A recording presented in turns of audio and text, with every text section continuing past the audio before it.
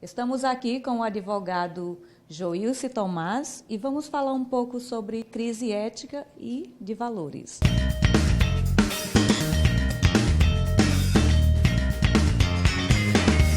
A gente está num momento hoje em que a sociedade está passando por dificuldades em relação à referência de valores. Se nós observarmos nas famílias hoje, o que eles têm passado para a maioria das crianças? Uma política, Nilza, de se dar bem, né? Achando que é vantagem você furar uma fila, achando que é vantagem você passar à frente de forma mal educada no trânsito de outras pessoas, sempre querer levar vantagem em tudo, e isso gera uma sociedade desgastada e com sérios problemas. Problemas esses que vão afetar mais tarde nossos representantes. Como é que você quer que de uma sociedade, uma crise assim, saiam representantes que serão santos? É difícil a gente imaginar uma situação dessa. Que sejam referências dentro de uma sociedade em que as famílias hoje têm sérios problemas de ética e de valores, principalmente nas suas referências. Ano de eleição, né? O comportamento do eleitor vai interferir, vai influenciar no comportamento do representante? Não tenha dúvida. Uma coisa está diretamente relacionada à outra. Quando a gente falou em relação à crise de valores e que o representante que sai dessa sociedade, a gente sempre quer que ele tenha um comportamento diferenciado, melhor do que a sociedade no geral, é uma coisa meio paradoxal a gente esperar isso. Então, quando o eleitor vende seu voto, ele não pode esperar muito daquele representante, porque aquele representante vai esperar uma compensação depois de outra forma. Então, muitas vezes a pessoa vende seu voto ali por um preço e depois, quando chega no hospital público, está faltando remédio ou não tem a questão do atendimento adequado como deveria. Depois nós temos parte da segurança pública sem sequer um combustível. Por quê?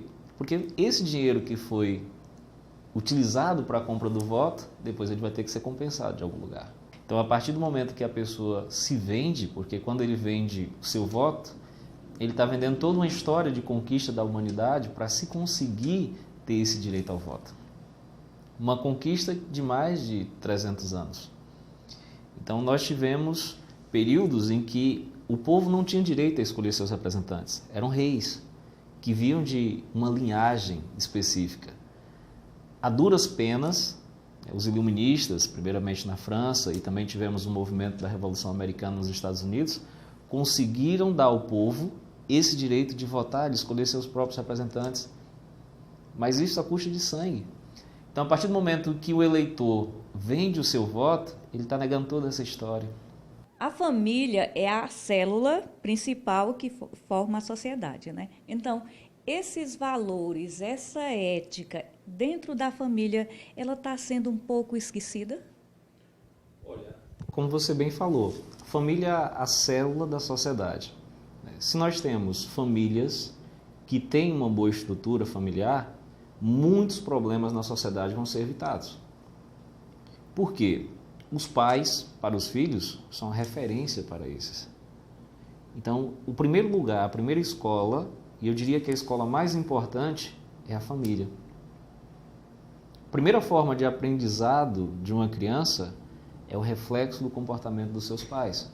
Então, se você vê numa casa pais que são violentos, aquela criança tem como exemplo a violência.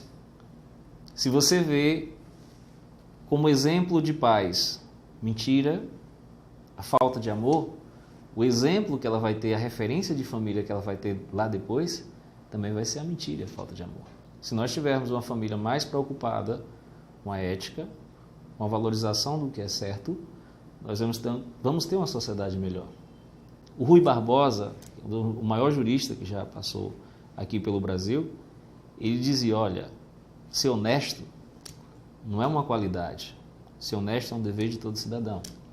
Então, se a gente começa com os pais sendo honestos dentro de casa, dificilmente aquele filho também não vai ser, só se sair da curva. Então, a família como cédula, como você bem disse, ela é fundamental para para que a gente tenha uma sociedade melhor em todos os aspectos. Muito obrigada ao Dr. Joilson pelos esclarecimentos e eu gostaria que o senhor deixasse uma reflexão para os eleitores em tempo de eleição, né, sobre o comportamento.